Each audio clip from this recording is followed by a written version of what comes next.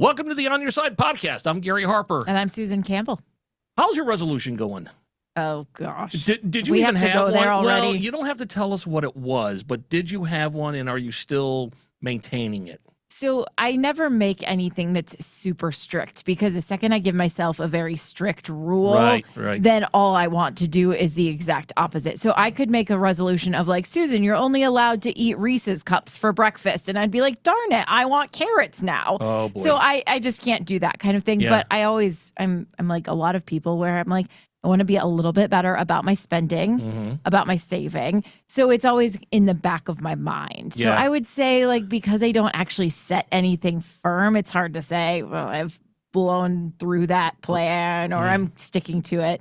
But I am conscious of things. You have to take baby steps, because I feel like if you set the bar too high and it's almost unattainable, then you get to the point where it's like, what's the point? I'm never going to reach that goal. So just forget about it. So give me those Reese's for breakfast. Do you have a resolution? Not really. Same kind of idea. Yeah, I mean, nothing that really kind of stuck out to me. And anything that I really thought about changing anyway, I change right then. I don't wait till like the new year. Yeah. That's fair. To start it. So, really nothing that I was like, I'm going to start doing this. I mean, were there things? Yeah, probably, but I didn't even go there. Anyway, you mentioned finances, which is important because, I mean, here we are in 2025. We have a new president. So much is new, and your finances are about the same, but you could start changing things up a little bit to make your finances better. Let's make things better. Let's make things better, and hopefully Emily Irwin can make things better for us and all of our listeners.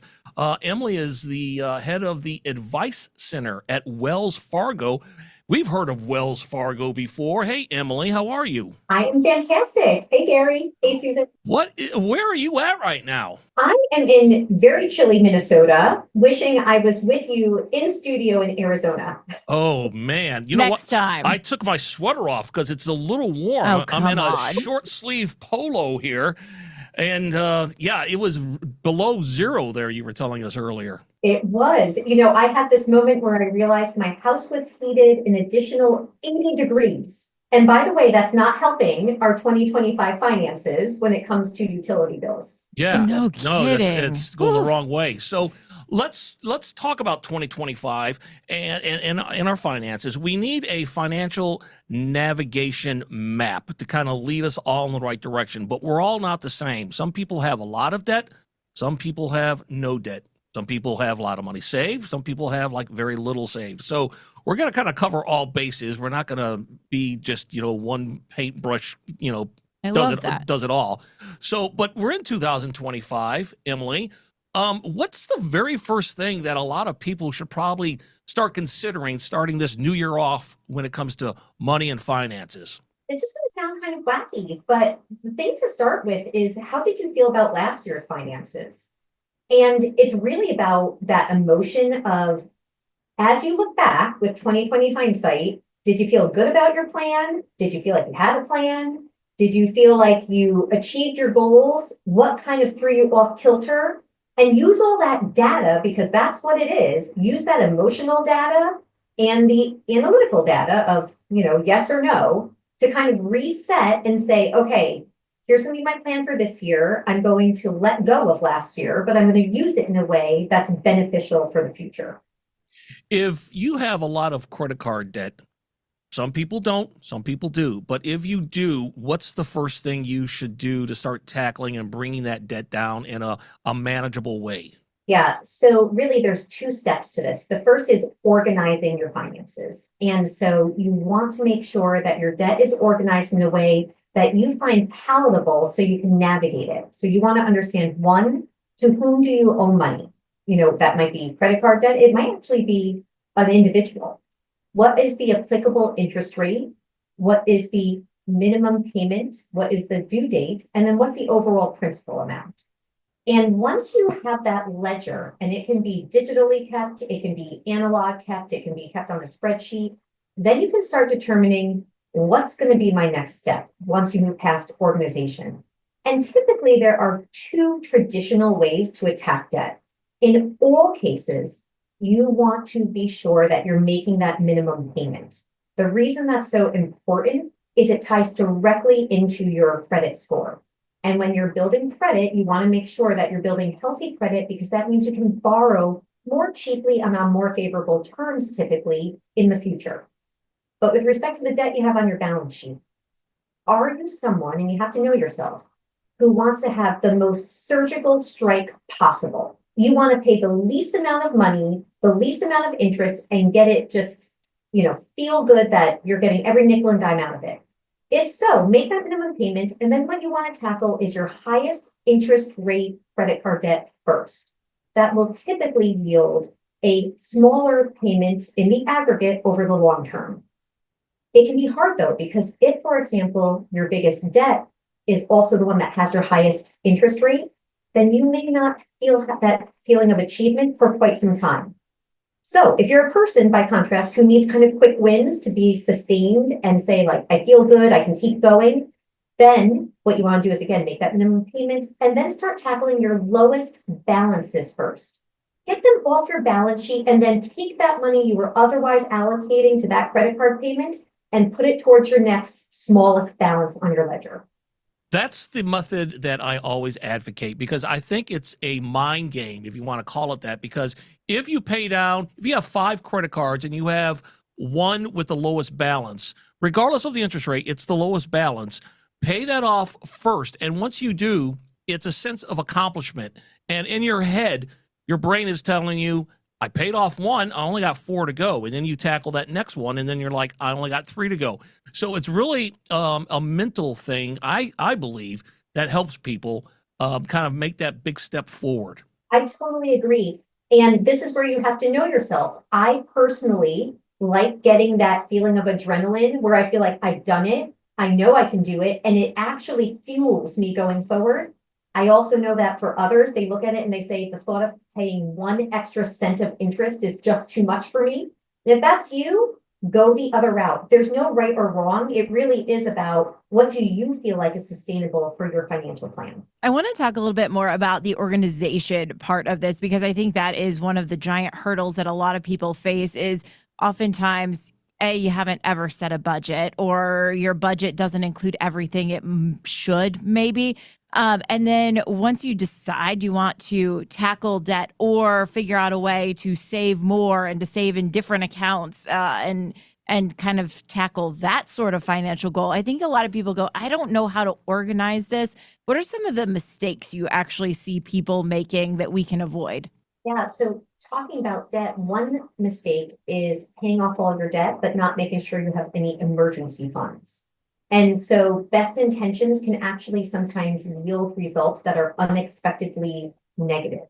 And what I mean by that is, it's great to tackle the debt, but if you don't have at least 3 to 6 months of completely liquid, accessible funds that you can live on, if something happens to you, you need new tires, you found out great news, you're having a baby, the roof just went, whatever it is, if you don't have that, now you're incurring additional debt just to be able to sustain your lifestyle. And that can be incredibly demoralizing. So that's number one. I love that all of her examples were things that happened to me this past year. I needed new tires. You I had had a baby, yeah. And we had to fix the roof, Yes. the whole roof. Yeah. Wow. You just nailed it. She nailed everything.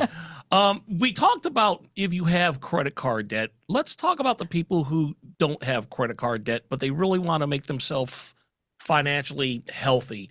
If they have no credit card debt, that's great. They're probably not going to start having it if they're already down to the point where they don't have it. But what should they be looking at doing next? You need to pay yourself first. So think about future self now. And so to the extent, for example, you work for an employer that has a 401k or 403b that you can participate in, these are wonderful avenues for you to be able to contribute for retirement years when you otherwise wouldn't have a steady stream of employment income. My typical advice is, if you can get to the maximum amount, fantastic. But really aim as a starting point, can you get to the match if it's offered by your employer? That's one good step. If you're self-employed, Think about an IRA. Again, you want to think about how do I create a way so in the future, I can have access to cash to sustain the lifestyle I have right now. So that would be my first priority for those who don't have credit card debt. They already have their emergency savings accessible to them. What's next? That's the next best step. Yeah, and a lot of companies do have the 401ks, but for whatever reason, I don't know why, but people just decide maybe, hey, listen, I'm living on a shoestring budget. I need all the money I can get, but you are leaving money on the table. I am such a mom in the newsroom. There are a couple of our younger coworkers who are just getting started in their early 20s, and I hound them all the time about 401ks. They haven't started their 401ks yet, and our company does do a match. And I'm like, get on that right now. And they kind of go, I know. And they roll their eyes at me, but I'm like, you know what? This is worth it, and you're going to appreciate this later. I started my 401k at my very first job when I was making like 12 cents an hour, and I was saved basically nothing because, a small percentage of 12 cents an hour isn't a whole lot of money, but it got me started on the routine of it. And, it's so worth it. Well, here's the deal. I mean, companies, a majority of them do pay a percentage of what you put in. A lot of them pay 50%, for example. You're putting in $10. The company is giving you $5. Let's do it. That's real. You're leaving that off the table if you don't take advantage of that. And that's only just $10. I mean, it really adds up rather quickly. Okay. Let's say I have no credit card debt. I have a reserve 3 to 6 months. And what was the other one? And we're contributing to retirement. We're contributing to retirement. What else do I need to do? Now it gets sexy. Now you get to start thinking about your investment portfolio.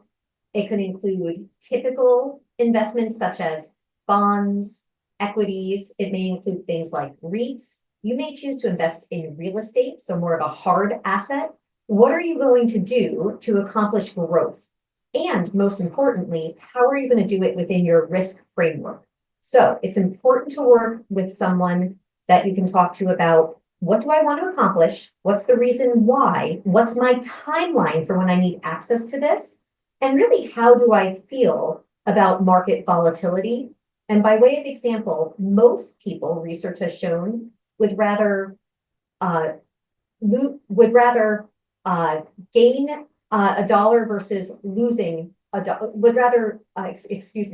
would rather have their portfolio go up with minimal risk as opposed to losing a lesser amount in their portfolio. So you really want to be able to balance what do you want to accomplish and make sure you're not taking on too much risk to actually accomplish the goal that you set for yourself on your timeline. So let's talk a little bit about that, because I think as soon as you bring up stocks and a portfolio, people who maybe don't dabble with that all the time, they're like, well, okay, now I'm out because I don't even know how to even start entertaining that.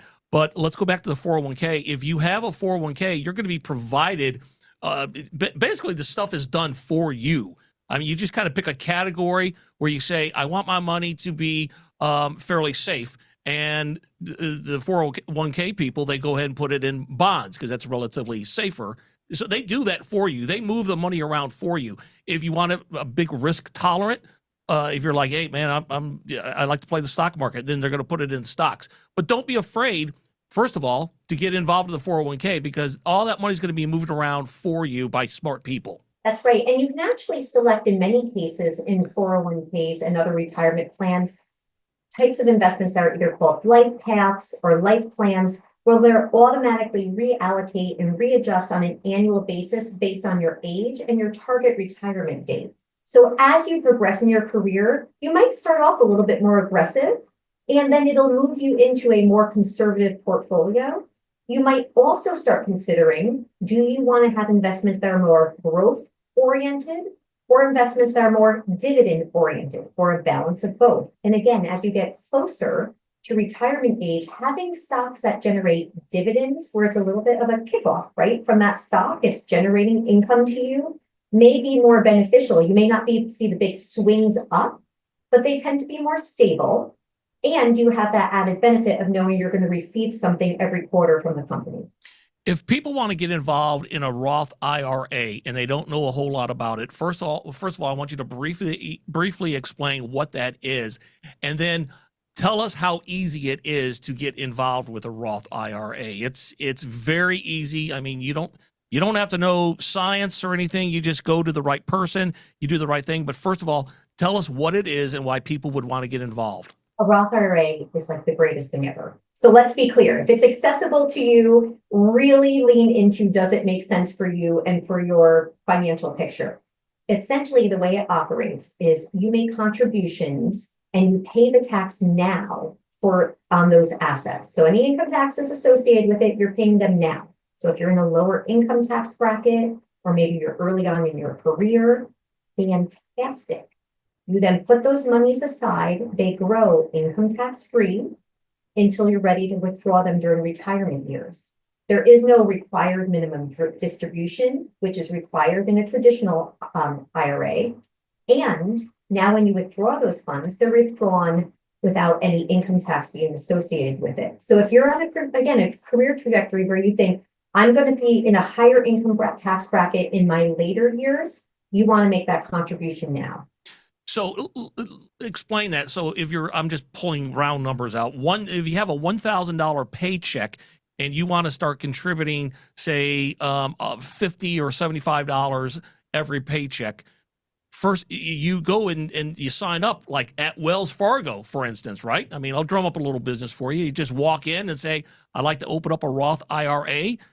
They send you to the desk and they get you all hooked up. Is that correct? Right. It can be as easy as that. And some employers even offer Roth retirement plans. So make sure you explore that as well, because it might be something offered through your employer. And so you really go in, it's like opening up any other type of bank account, essentially. Yeah, you just go in, say, I want to open up a Roth, and you could just have those funds automatically. You never see them. So they're pulled right out of your check and they go right into the Roth. And before you know it, you have a lot of money stacked up.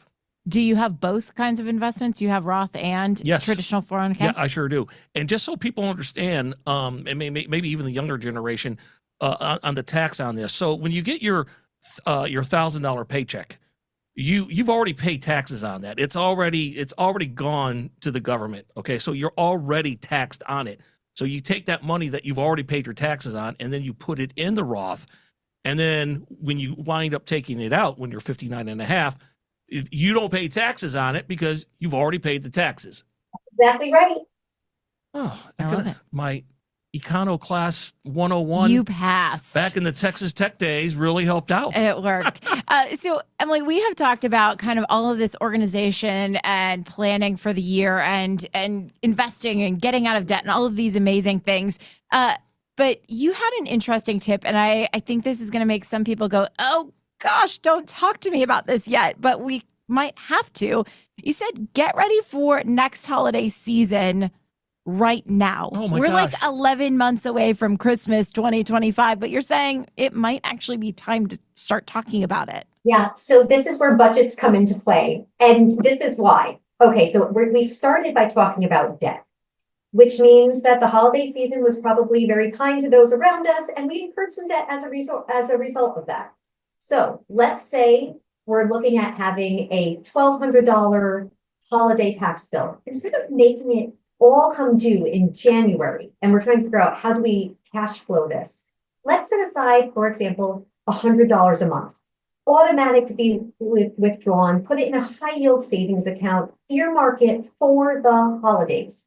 Know that when those little things come up, you might want to buy a small gift for a teacher, your postman, you're invited to a cookie exchange, whatever it is, you need to make an unexpected flight home to visit family.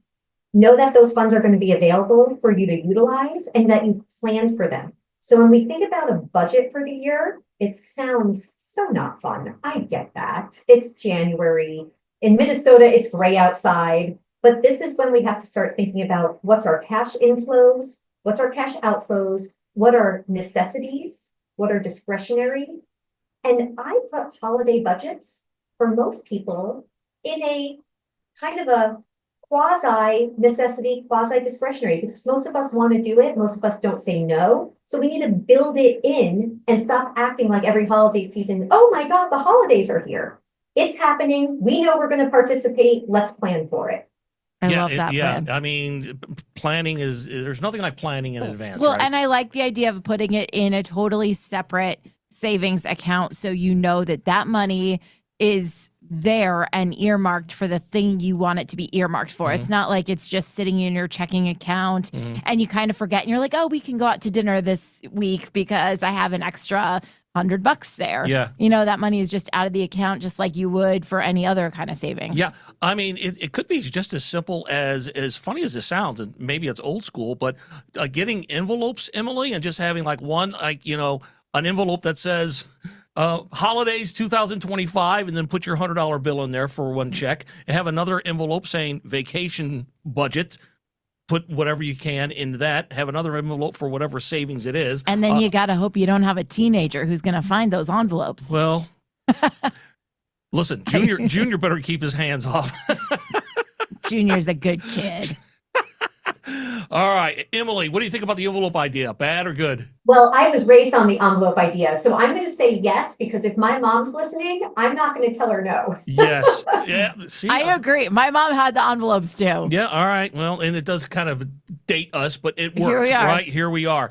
All right, Emily, if people want to find out more about you or maybe Wells Fargo, where can they go to find out more? Come to wellsfargo.com. You'll be able to find us Advice Center and Advice and Planning. And we are always happy to help, of course. And you can also find us on and in our app. And we have lots of fabulous resources for our customers to be able to utilize, to be able to plan throughout the year. And you have the Roth, so they can just walk on in and say, I want to open one up because I heard it on the On Your Side podcast. You got it. Yeah, I love it. All right, Emily, thank you so much. Stay warm up in Minnesota, and we do appreciate you being on the On Your Side podcast. My pleasure. Thanks, Gary. Thanks, Susan. The On Your Side podcast is produced by Brad Denny. Our audio engineer and editor is Todd Martin. Segment producer is Colin Stanton. And I'm Gary Harper. And I'm Susan Campbell. If you have a problem you can't resolve, maybe we can, send us a message through azfamily.com or our AZ Family mobile app. Look for the On Your Side section and leave us a message. Thanks so much for listening to the On Your Side podcast. And if you like it, leave us a review. We'll see you next week. On Your Side is on Good Morning Arizona every weekday morning at 6:45 and 7 o'clock, and every weekday evening on Good Evening Arizona at 4 and 5 o'clock. You can also catch it on Arizona's Family News at 9 on 3TV every weeknight.